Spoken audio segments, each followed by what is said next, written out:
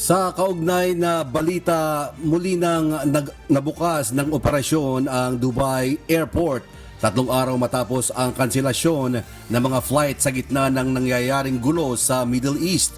Gayunman, limitado lamang ang papayagang flight sa ngayon kasama sa magre-resume ng limitadong operasyon ang Dubai International Airport at Dubai World Central simula Lunes ng gabi oras doon.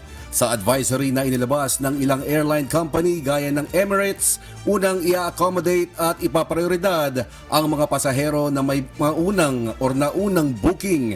Inabisuhan rin nito ang mga pasahero na huwag basta magtungo sa airport kung walang natatanggap na notification.